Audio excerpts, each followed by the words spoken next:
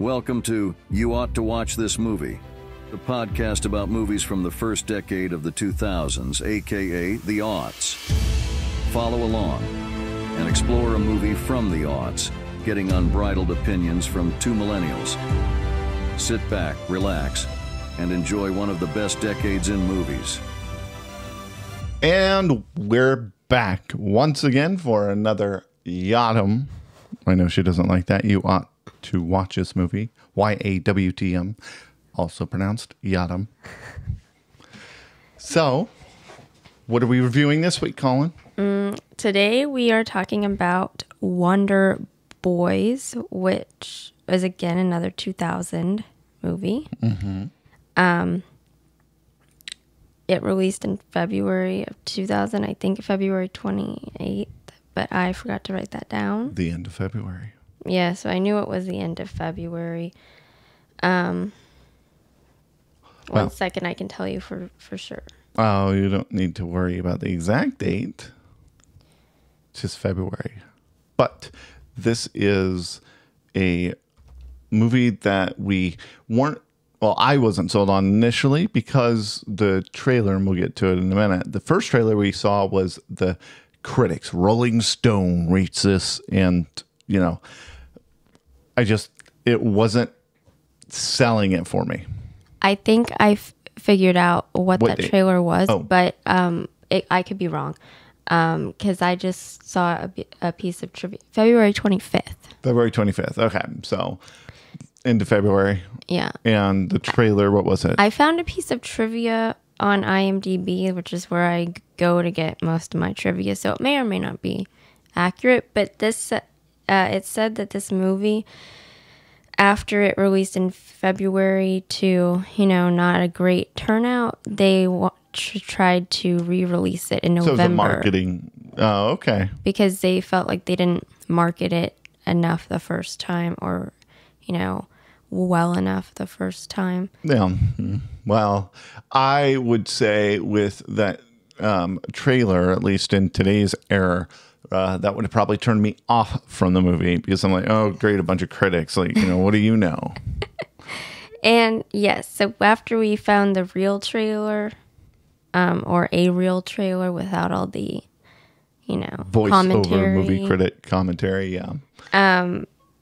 It looked a lot better, but we'll get to that in a second. But spoiler alert, if you haven't watched this movie, is you are able to grab it on Amazon Prime. No? Well, you can rent it. We watched it for free on Pluto. Oh, yeah, Pluto is so Pluto free streaming service. It has ads. But it's okay. Yeah, it's about an hour and 50 minutes, 2 hours. Yes. So watch that and then rejoin us so you're not spoiled for the rest of the show. And here's your disclaimer that it's rated R for language and drug content. Yeah, so apparently marijuana is a rated R drug. So, but hey, whatever. It's, needless to say, it's not as rated R as some other movies we've seen. It was not as raunchy. Yeah. Inappropriate in that way. Yeah.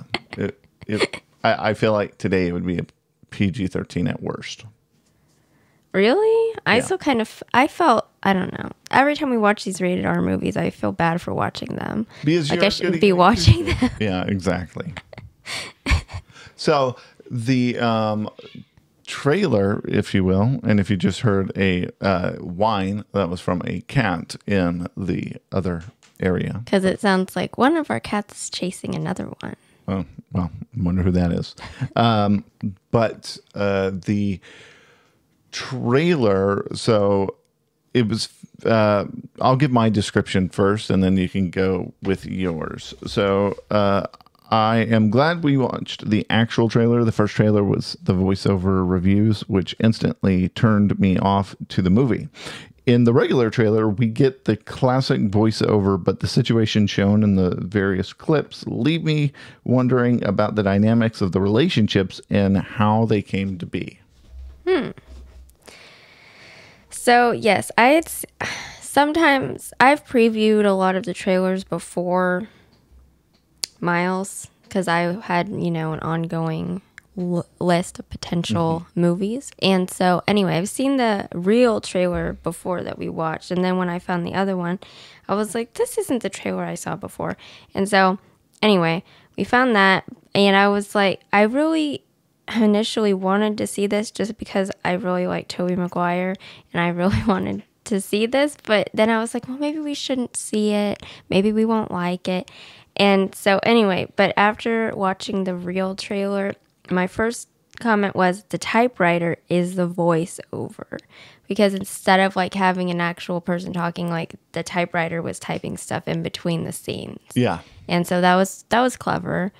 And then I also said that I wasn't sure if we would like this, and then I feel like it might be inappropriate. That's about all. Yeah, the typewriter with Tobey Maguire was very reminiscent of Nick Carraway, from the Great Gatsby movie. Yes, who he plays. Yeah, Tobey Maguire plays Nick Carraway, yes. So it was interesting to say the least.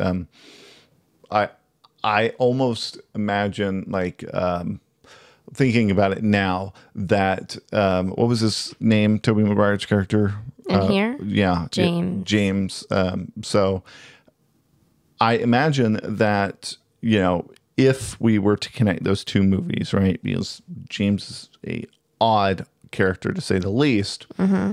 It would be as if the after the Great Gatsby movie ended, is Nick Carraway's character somehow time traveled to the future, reinvented himself, and realized after he had written the Great Gatsby that he had a knack for writing, and wanted to become a writer, and then went to school for it, and that's where it picks up, because the post Gatsby death character of Nick Carraway, which is like this, morbidly alcoholic, down in the gutter type, weird, strange individual, is essentially how I felt about them, introducing this James character in the movie, and needless to say, he's standing outside of a party, with a gun, just hanging out. Like, what are you going to do with that gun? Where'd you get that gun? It certainly wasn't from Emily Gilmore, which the same actress who plays Emily Gilmore from the Gilmore Girls plays his, I guess, grandmother? Yeah. I guess that's who she was. Which I guess they live in a nice big house, so maybe, this is a long lost brother of Lorelai that they locked in the basement for fear of, I don't know. Well, it is the same. I mean, I guess this was filmed a year before 2000. Yeah, they didn't want a repeat of Lorelai running away at 16 after getting pregnant. And so they didn't want their son to, get a girl pregnant. So they just locked him up in the basement. So that's what I take away from that. All right. Well, should we move on to actors we know? So, of course, we've already said we know Tobey Maguire from Spider-Man and The Great Gatsby. Mm-hmm. Robert Downey Jr., we know him from Iron Man and various other things. Yeah. Kelly Bishop, who plays Emily Gilmore, know her. Very small role in this movie. I know, but still. She was in there. Alan Tudyk, we know from The Knight's Tale, or A Knight's Tale. Yeah. Is it A or the? No, I don't know. A Knight's Tale, I think it is. Okay. And from other things like that show I liked, Powerless, that they canceled. Yeah. Well, after the first season. A lot of shows on network. Do you remember that show? Yeah. Okay. But the other lead actor in this is Michael Douglas, but I don't really know him from anything. So he's not on my list. Not show anything peculiar? Well, I didn't look because usually I write people down that we automatically we know this. Take a look and see if you recognize him. Yes, so I don't offend anybody who may like him. Well, not just that. I think you might recognize him. Are you saying? No, I'm serious. So, I think Michael Douglas is a readily identifiable. Oh, yes, I know that. It's just he's probably from a little before our era of like watching movies. And he was an Ant-Man. I saw that before. What else? Which we haven't watched. I haven't. Is there something specific you know that I'm going to know him from? Just keep looking. Oh. Read them off. I know. There's like so many movies. I'm not going to read everything Okay, on this read off list. the identifiable ones to you. Again, okay. But just because he might be in I it know doesn't... that. Yeah. Fine, I already said Ant-Man, which is hilarious since all three of the main characters were from like Marvel things. I saw Ghosts of Girlfriends Past. I don't know if that was a TV movie or that. I think that was a TV movie. Maybe. Sounds like a TV movie, at least, like one of those up TV. No. Well, that was an up TV movie. This one's a real one with Matthew McConaughey and I think Jennifer Garner. So I haven't seen that. Matthew McConaughey. I think it's Matthew McConaughey. Will and Grace. What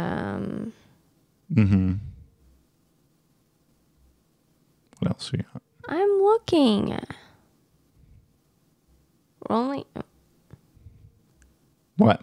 nothing. We're already into the 80s. What am I expected to see on here? I'll take a look at this. Okay, because you're wasting my time. No, I'm wasting the viewer's time. Why don't you continue on with your fun facts? Well, I already went through all the actors we know. So are we going to give a summary now? Yeah, let's start with the summary. This may be the worst one I've ever written, which I said last time, but I think this one's worse. Because I try not to copy from the internet and write my own. And sometimes it's hard to summarize exactly what this is about. So a writer/professor tries to befriend one of his loner students during a Writers Fest weekend in Pittsburgh, and it's a crazy weekend. Crazy weekend, to say the least. I'm not seeing it on here. What do you think he was in?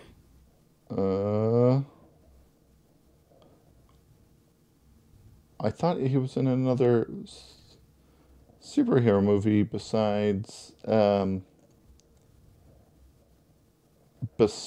Ant-Man. Well, I wasted all that time for a wild goose chase. Where in the world? That is so weird. Well, I know he was in Avengers, but I As an Ant-Man person, that character, but, whoever he is. Yeah. Sorry for that digression, but needless to say, is her summary is, accurate enough. There's so many complexities to this movie. It's like, who decided on the script of this? Oh, that's a fun fact. Okay, This was based off of a book. I saw it in the beginning credits, based on the just novel. Let me recap this real quick. The movie, which is based on a book, is about a book writer who, throughout the movie, can't finish a book, and at the end loses said book, and during said process gets a student's book published, and then starts another book. Mm-hmm. There's a lot of books here. Yes, but it seems like, I would have to read the book to know, but it seems like they changed a lot of things for the movie. Like even the title of his book, his first book that did well, is not even titled the same. Which is like something small, I would think. It's very nuanced. Like, why would you go that specific? Yeah. So I'm not sure how many things are the same as in the book, but at the beginning credits it said based on a novel by Michael Chabon. Okay. I'm not sure how you pronounce it. We'll go with that. And so, yes, that's how whoever it is came up with. And he based Professor Tripp person off of the author of the book, based the Professor Tripp person off of one of his own professors in writing school. Oh, okay. Well, That who was the oh yeah. So what was Robert Downey Jr.'s character? His last name was Crabtree. I think his first name was Terry. Terry Crabtree. Yeah, I guess he's the publisher. Editor. Works, yeah. And right off the bat, and I don't know if this led to it being rated R, which, like I kind of question it, but at the beginning of the movie, Robert Downey Jr.'s character, Terry, gets off the plane with this woman, square quotes, who he picked up on the plane, and it's clearly a man. And it's just so weird how like in the last 20 years, like it's the word transvestite, it's like, oh God, like whatever, like, but it was just so humorous, the people who realize, like, dude, she's a transvestite. Well, and also, I mean, we probably don't need to get into this, but it was like he seemed more like a cross-dresser type person because he was in his, female clothes. Then he got out of them. He was a man again, so it wasn't like it wasn't like trying to live something 100% of the time. Yeah. But needless to say, catfishing, to the extreme. But anyway, the as I just thought it was so funny that the cross-dresser, transvestite, whatever you want to call it, that the girl name was Antonia. Like, did that not give it away? Come on, man. But another note I wrote is Michael Douglas's narration is fantastic. I really enjoyed his narration throughout the movie. Oh, yeah. It's because it comes full circle at the end whenever you realize, he's typing out this book. But, and needless to say, it was it was almost like, who's the narrator of Dateline? The narrator? Yeah. The storyteller off Dateline. It's usually the reporter. Who is it? They have 4 different ones. Okay, they have 4 main guy ones. we were listening to today. Keith Morrison. Okay, it was his storytelling was as vibrant as Keith Morrison. Okay, and I just enjoyed it because it was engaging, and Michael Douglas is a good storyteller. Yeah, I didn't realize they had 4. Yeah, it's ridiculous. They only need 1. I think now they have 5, but they're different reporters. They choose their stories and they report on them, and I think they have different like areas that they report on. Because Keith Morrison made a mention that like his turf is like more of the California, Los Angeles area, because he talked about how Josh Mankiewicz like took like a story from his turf and oh no, yeah, anyway, we're talking about turf wars on Dateline. Soon there's going to be a Dateline about Keith Morrison and Josh whatever his face is. It was a simple workplace, yet not so simple. Yeah, reporting on stories that they would eventually become a story of. Well, I'm going to go off topic for a few seconds to say in our last episode podcast, when we talked about the whole 9 yards, and then we talked about Dateline, and it's ironic now because I found out that Keith Morrison from Dateline was Matthew Perry's stepfather. And that's a fun fact, mini deep dive that you did. Yeah. So such a strange, and link it up just how you went on that deep dive. Oh my gosh. I was listening to an episode of Dateline, or like they're talking to Dateline after the episode, and Josh Mankiewicz was interviewing Keith Morrison about an episode, and Josh said something like, that he was in his 60s, and I was like, really? I didn't think he was, that old. And then I was like, I'm going to look up how old all these reporters are. And so that's how I found out eventually that, But didn't you connect it back to an actor? Yeah, I said that. Matthew Perry. Because I went to Keith Morrison's page, and I was like, that he was Matthew Perry's stepdad, and then Matthew Perry was the main actor in the last movie. That Can you imagine being about. Matthew Perry growing up with Keith Morrison as your father? His alarm went off, yet he lied there, unwilling to get up. Well, Like he's narrating. I'd have to look back to see how old Matthew Perry was when he became his stepdad, because I don't know if he grew up with him being his stepdad. Yeah, that's right. Because he got married to... I'm just making the reference because, Keith Morrison, narrates Dateline. And so I know. Yeah. So, all right. Back to the movie that we're talking about today. Yeah. So the next line I have is Tobey Maguire is creepy. Oh, very creepy. Like, I don't know what happened to, him, time traveling as Nick Carraway and becoming, James. But, Gatsby's death had a real creepy effect and profound impact on us. No, he was just like weird, creepy, and I also, it's like, why was him and Terry like sleeping in the same bed? Because they were hooking up. Oh. They hooked up. Ew. We got that. That Terry guy is gay. We learned that. That's why he didn't care that the lady was not I didn't even connect that. Okay, all right. They talked about that subtly. Oh, well, I completely missed that because I'm like, why are they, cuddling in bed? That just completely escaped me. Like, why would people cuddle in bed? Well, Tobey Maguire's character is creepy, and Robert Downey Jr. doesn't seem to, understand what a transvestite is, and so it seems to me that he's just like a flairful, fabulous type personality. Like, okay, whatever. Yeah. Nasty. Okay. It's funny that I got something that you didn't. Yeah. Well. So, I mean, I don't know. We're running out of time. We got time. What? What do you got? I have lots of things. Okay, let's go. You weirdo. Well, the scene where the professor Grady, that's his first name, Grady offers James drugs, and James said that he's fine without the drugs, which was codeine.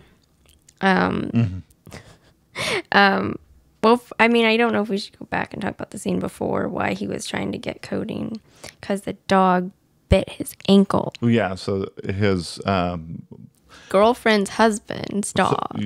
So this professor, who the chancellor of the school, he's in love with, and the husband is his boss. He's the department head of the English. So love triangle, and the dog is the dog's blind, mind you, but he just hates this guy, and I guess there's commentary made that he knows that he's in love with the chancellor, the wife, and so he is at the party, and dog bites him, and creepy James with his gun that he lied about being a cap gun just shoots the dog, and it's like, oh, okay. So they stuff him in the trunk, and obviously because of the dog bite on his leg, he needs codeine. Yeah.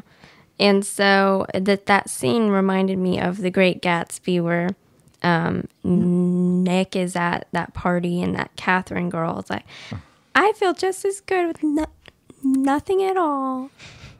And then, but like, while she's taking drugs, like she doesn't want to drink, but she's taking drugs. Clearly, yeah. Yeah. And also, the scene with the guy chasing the car was so funny. Oh,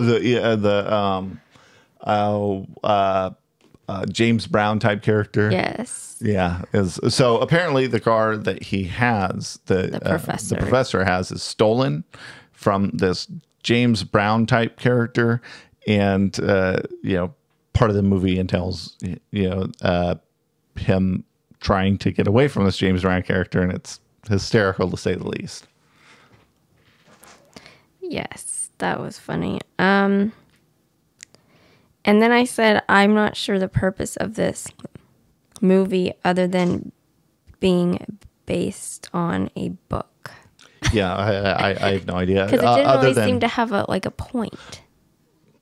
Again, the only way I can reconcile that is that the Great Gatsby script, or the Great Gatsby book was written, in the 1920s. So it stands to reason that this is just an extension of Nick Carraway's life in a time travel universe. So. And he came back 10 years younger. Well, time travel, we don't know how it works. It could have profound impact. So, yeah. What else? That's all. Oh, that's all? Pretty much. Oh, okay. I thought there was so much more that, No. obviously you've got, maybe 10 more lines than I do. No, I said everything except the last comment, which was kind of just an off comment. What's your off comment? That James's messy hairstyle looks like the aughts. Yeah, I can see that. Especially if you think about Jim Halpert, John Krasinski's character in The Office, which started by 2003. And so it definitely syncs up with that, hairstyle, and so that's a very interesting observation I wouldn't have thought of. But yeah. Another thing I thought was we've watched so many of these, movies now from 2000, and I guess maybe I forgot. When I think of the aughts, I think of the later aughts when I was an older teenager, and then we were seeing all these from 2000, which were filmed in 99, but they all look older than what I remember the 2000s looking like in real life. The cars look older. Well, yeah, I was thinking about that. In some respect, it's because for us today, we've got 8-year-old cars, right? And so if this was filmed in the 99, them having 8-year-old cars, typically a large majority of people don't have new cars, and so it pushes at least the view of traffic and the view outside, back even further. Yeah. So yeah, I can definitely understand that. And then also whenever I think back about the aughts, later teenage years, as I always remember looking at the newer cars and identifying with those, that's a 2007, 2009, etc. Yeah. So yeah, I can definitely see that. So, big question: what do you rate it? Okay, I gave it an 82%. Really, an 82? Okay. I liked it a lot more than I thought I would, and I laughed a lot more than I thought I would too. I thought it was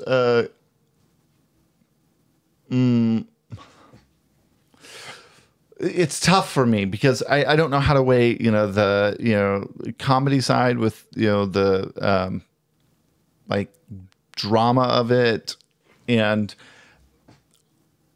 I appreciate the actors, if you will, in a sense, and so I'd have to say I'd give it a B- as well. Whether it's an 82 or not, I don't know. So let's go with a B-, generally ranging from 81 to 83. Oh, you mean 80 to 83? Yeah, 80 to 83, yeah. Okay. Because I just there's too many I don't know how to gauge it. Well, I don't either. I just kind of think about... I'll give it an 82 for, just for matching sake. I just think about movies that I really like that I would give closer to 100 and think, well, how does that compare to that? Yeah, that's the only way I know how to do it. Yeah, well, I'm trying to give it a relative scale based on the scores we've given so far. And, well, that's how I've tried to do it. Which is, better than, some of the movies we've seen so far. But, is, interesting. And the grade is given because also how much, I was either over or what am I trying to say? Based on what I thought, if my initial thought, if I liked it more than I thought I would, or liked it less than I thought I would too. Okay. Well, that makes sense. Well, we'll be back here in 2 weeks to review another movie from the aughts. So until then, I'm Miles. I'm Colin. And this has been You Ought to Watch. See you next time. Bye. Thanks for listening to You Ought to Watch This Movie, a podcast about movies from the first decade of the 2000s, aka the aughts. Be sure to subscribe for new episodes covering movies you ought to watch. We'll see you next time.